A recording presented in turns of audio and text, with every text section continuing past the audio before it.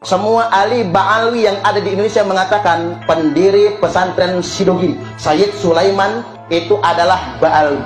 Dia adalah Habib. Nama aslinya kata mereka Sayyid Sulaiman bin Abdurrahim Basaibat. Dan itu dipopulerkan oleh Wikipedia, di Google, di mana-mana, disebarkan, diajarkan. Padahal itu Pak, 1.000.000% bohong. Ngotot Ustadz Idrus Ramli sama Gus Wafi mengatakan Masyayikh Sidogiri adalah Ba'alwi, adalah habaib. Ngotot.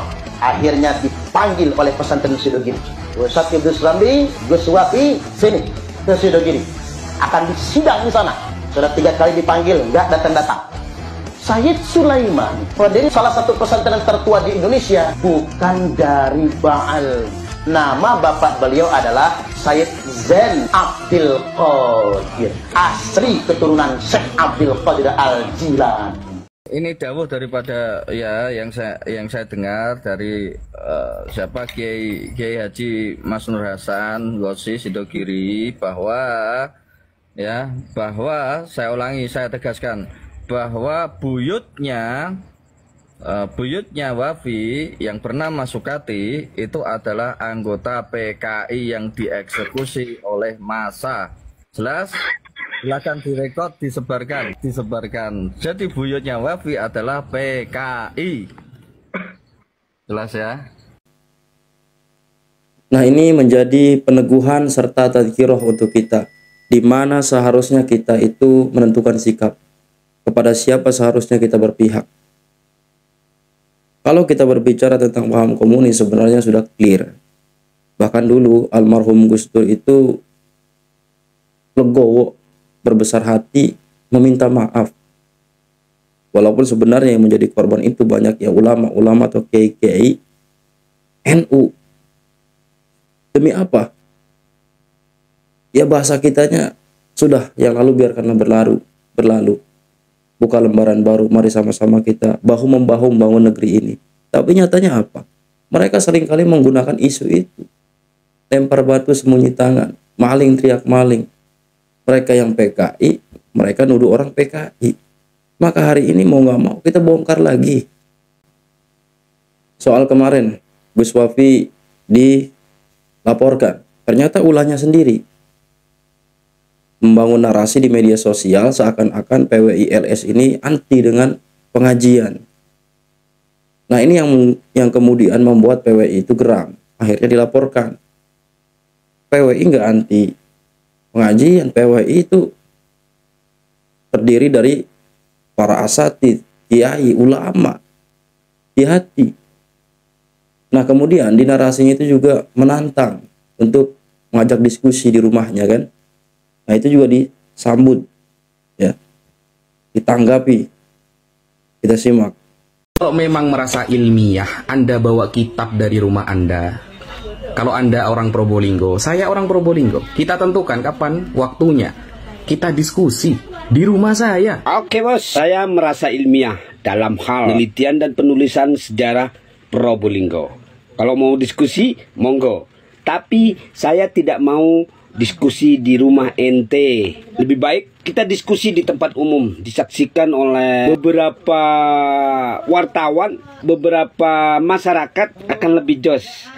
Namun Anda harus membawa data manuskrip minimal usianya lebih dari 500 tahun tentang sejarah Probolinggo. Karena di sini saya memiliki manuskrip kuno yang berusia lebih dari 1000 tahun. Saya tunggu informasi lebih lanjut. Oke, Wafi. Iya, terlalu pede, hanya modal menguasai ilmu debat, sehingga seakan-akan gak ada lagi orang yang lebih berilmu dibanding dia. Padahal di atas langit masih ada langit, bos.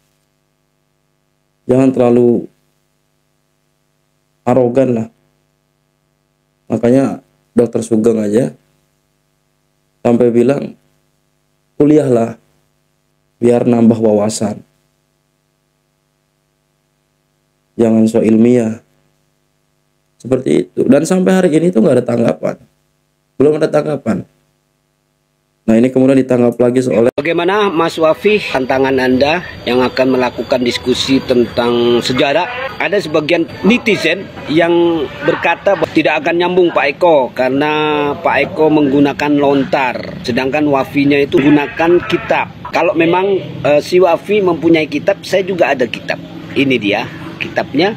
Kitab ini adalah kitab sejaman dengan perjuangan Wali Songo yang menyebarkan Islam ke tanah Probolinggo. Jadi Islam itu dibawa oleh Wali Songo ke Probolinggo, bukan oleh seorang Habib. Ini adalah kitab antropologi Islam yang mana ditulis oleh para wali yang berjuang di Probolinggo. Menjadi catatan sejarah. Sedangkan bukti sejarahnya ini dia.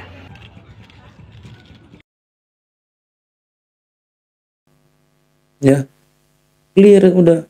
Coba kita tunggu. Mungkin kemarin habis acara masih sibuk. Yang paling so ilmiah. Umur juga menentukan, bos. Pengalaman. Orang berilmu belum tentu berwawasan. Ingat itu.